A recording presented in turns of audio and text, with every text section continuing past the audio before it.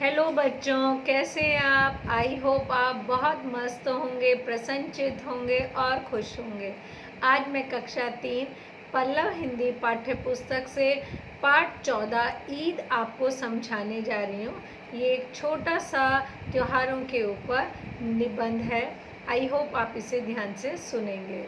पाठ शुरू करने से पहले मैं कहना चाहूँगी, जो बच्चे पहली बार इस लिंक से जुड़े हैं, प्लीज़ वो मेरे चैनल को लाइक करें, शेयर करें और सब्सक्राइब करें, जिससे समय समय पर आपको हिंदी विषय संबंधी जानकारी मिलती रहे और हमें मोटिवेशन मिलता रहे कि हम अपने पाठों को और अच्छे तरीके से और बेहतर तरीके से आप लोगों को समझा सकें।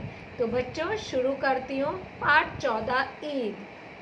भारत जो देश है, इसके अंदर बहुत तरह के त्योहार मनाए जाते हैं। होली, दिवाली, ईद, क्रिसमस और भी कई तरह के त्योहार आते हैं जिन्हें लोग बड़े धूमधाम से मनाते हैं। ये एकता के प्रतीक हैं। ऐसे ही यहाँ पर एक त्योहार के बारे में बताया गया है, ईद। ये एक छोटा सा निबंध है। आई होप आप इसे ध्यान से सुनेंगे। तो बच्चे, मैं शुरू करती हूँ आपको समझाना। भारतवर्ष में विभिन्न धर्म, जाति तथा संप्रदाय के लोग रहते हैं। सभी लोग समय समय पर अपने त्योहार तथा पर्व मनाते हैं। ये पर्व ही भारत की मिली जुली संस्कृति की असली तस्वीर है। दशहरा, दीपावली हिंदुओं का, क्रिसमस ईसाइयों का तथा ईद मुस्लिम लोगों का प्रमुख त्योहार है। बच्चों, यहाँ बताया गया है कि भारत के अंदर विभिन्न धर्मों के लोग रहते हैं, जातियाँ तरह तरह की हैं, संप्रदाय तरह तरह के हैं और सब अपने त्योहार, अपने पर्व मनाते हैं और हमारा देश मिली जुली संस्कृति का प्रतीक है। यहाँ पर दशहरा, दिवाली, क्रिसमस, ईद सारे ही त्योहार सब मिलजुल कर धूमधाम से मनाते हैं। ईद उल्लास, प्रसन्नता और भाईचारे का पवित्र त्योहार है। सभी इसी दिन भेदभाव, बैर और शत्रुता छोड़कर गले मिलते हैं। बताया गया है कि सारे बैर भाव छोड़कर सब इस दिन गले मिलते हैं। रमज़ान के महीने में 30 दिन का रोज़ा रखा जाता है, यानी व्रत रखते हैं, जिसमें सूर्योदय से सूर्यास्त तक कुछ भी खाया पिया नहीं जाता। यानी सुबह सूरज उगने से लेकर सूर्य का जब अस्त होता है, दिन छिपता है, तब तक कुछ नहीं खाते हैं।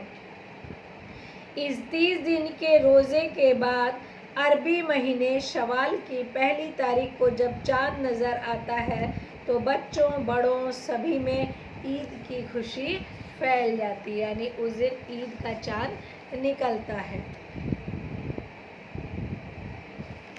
ईद के दिन खुदा को शुक्रिया किया जाता है, अल्लाह को शुक्रिया किया जाता है, क्योंकि वही 30 दिन का कठिन रोज़ा पूरा करने की ताकत देता है। ईद को ईद उल फितर भी कहते हैं। ईद का अर्थ है खुशी तथा फितर का अर्थ है दीन दुखियों को फितवा देना है, खुशियाँ देना है, दान पुण्य करना है। चाँद वाली रात को बाजार खुले रहते हैं। लोग बर्तन, कपड़े, जूते, मिठाइयाँ और सेवइयाँ की खरीदारी करते हैं। ईद का त्योहार प्यार और आनंद का है। बच्चे इस त्योहार की प्रतीक्षा करते हैं।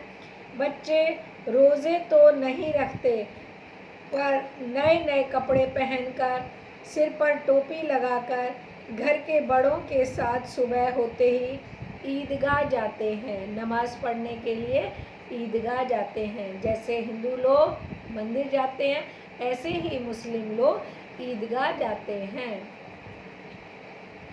सब मिलकर नमाज पढ़ते हैं। नमाज के बाद लोग गले मिलकर एक दूसरे को ईद की बधाई देते हैं। ईद के अवसर पर लगे मेले में बच्चे कहीं झूले पे झूलते हैं, तो कहीं गुब्बारे खरीदते हैं। खूब चहल पहल रहती है, यानी सब मस्ती में चूर होते हैं, क्योंकि त्योहार का दिन है।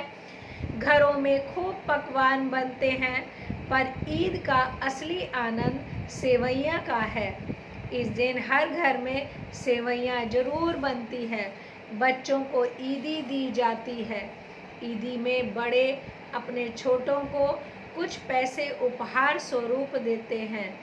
मित्र और रिश्तेदार एक दूसरे के घर जाकर बधाई देते हैं। मुस्लिम लोग यह त्योहार अपने हिंदू, सिख तथा ईसाई मित्रों के साथ भी मनाते हैं। गैर मुस्लिम लोग ईद पर अपने मुस्लिम भाइयों को बधाई देने उनके घर जाते हैं तथा उनके साथ बैठकर सेवइयों का आनंद लेते हैं।